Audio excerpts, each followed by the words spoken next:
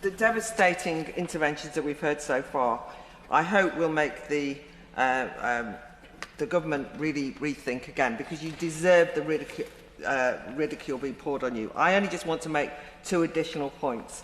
I do think that clause 113 completely undermines the government's idea that this bill is all about enhancing workers' rights by empowering them to have more control over their employment protections.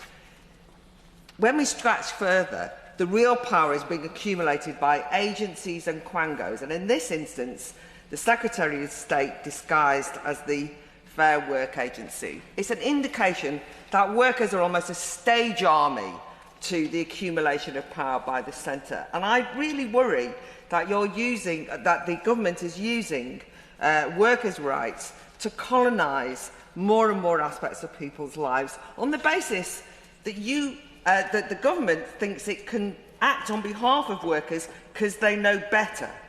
That is outrageous. Now, I just wanted you to consider what this would mean for an individual woman. An individual woman at work, a female worker, says no.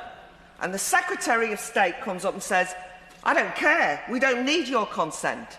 You don't want to go to a tribunal? We're not interested in what you, as a woman, want or think. As a worker, we're going to act on your behalf because we know better than you. It's an absolute flagrant and outrageous attack on worker autonomy.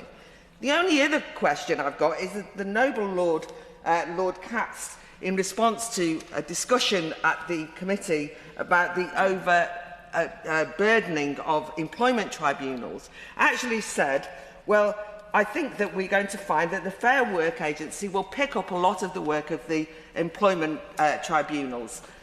In this instance, did I say yes, sorry, I'm getting my agencies and quangos muddled up. The noble Lord Katz implied that the employment rights tribunals, which were clogged up, a lot of their work could be picked up by the agency, and that there would be fast-track routes used. I cannot understand, therefore, why in this instance the government is piling on more work onto the employment tribunals. It seems to me to be wallowing in this lawfare, and I really do think if you don't want this bill to be exposed as not in the interest of workers but more in the interest of quangos, that this clause is just dropped before we come back.